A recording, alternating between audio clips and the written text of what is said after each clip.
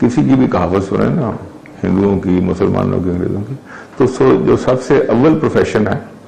وہ کاروبار ہے، وہ تجارت ہے۔ نوکری اور جو کھیتی باڑی ہے، اول تجارت ہے، پھر کھیتی باڑی ہے، پھر فوج ہے، پھر نارمل نوکری ہے۔ تو یہ ہندوؤں کی بھی کہاوتیں ہیں، سب کی ہیں۔ تو business is always the best profession. اس کے اندر انسان کے پاس اپنی ایک فریڈم ہے to act, he is his own master, he can take his own directions, اور اس کا فائدہ یہ ہے کہ اس کی جتنی بھی ایبلٹیز ہوتی ہیں نا، they come out to the maximum to do this. So اس لیے یہ کاروبار جو ہے یہی بیسٹ پروفیشن ہے اس اینگل سے، اور انفارچونیٹلی ہمارے معاشرے میں اس کو وہ مقام نہیں دیا گیا فار سم ریزنس، اور جب ایک معاشرہ گر جاتا ہے تو پھر وہ اس کے جو باقی جو اس کی سوچ ہے وہ بھی نیچے چلی جاتی ہے۔ تو مسلمانوں میں جو پچھلے 1000 سال میں جو ڈاؤن فال آئی ہے، اس میں سوچ کی بھی ڈاؤن فال ہے، اور سوچ کی ڈاؤن فال میں ایک چیز جو ہے وہ یہ ہے کہ ہم کاروبار کی بجائے ہم نوکریوں میں چلے گئے۔ حضرت عمر رضی اللہ تعالیٰ عنہ کے ٹائم میں انہوں نے دیکھا مدینہ منورہ کے بازار میں جب بہت فتوحات ہو گئیں اور مسلمان نے بہت علاقے فتح کر لیے، تو انہوں نے دیکھا کہ مدینہ کے بازاروں میں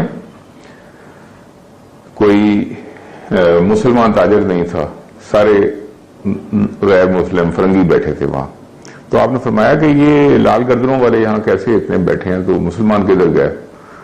تو جو صاحب ان کے ساتھ لوگ تھے انہوں نے کہا کہ حضرت اب فتوحات اتنی ہو گئی ہیں اور مال غنیمت اتنا آ گیا ہے کہ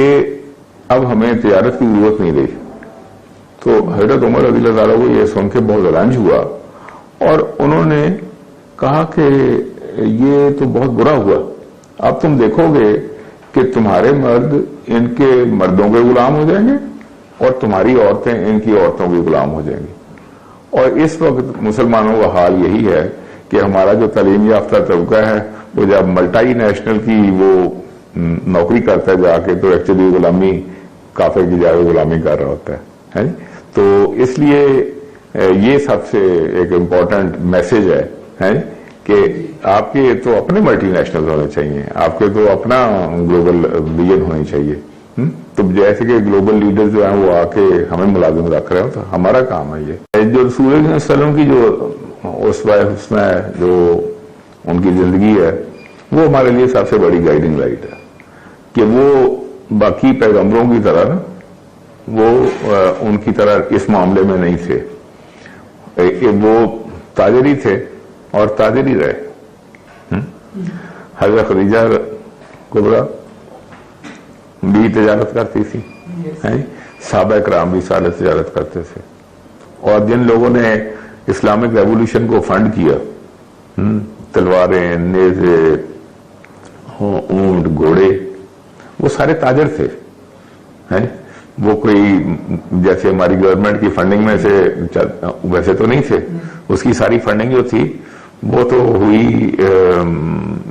تاجروں نے کی۔ تو تجارت جو تھی یہ مسلمانوں کی ایک قسم کا بیس اس کے اندر تھی، سوچ کے اندر تھی، اور that is how it continued for quite some time. اور جو ان کی جو مسلمانوں کی اور جتنے تجارت تھی وہ یہ نہیں تھی کہ مکہ کی مکہ میں کر رہے تھے،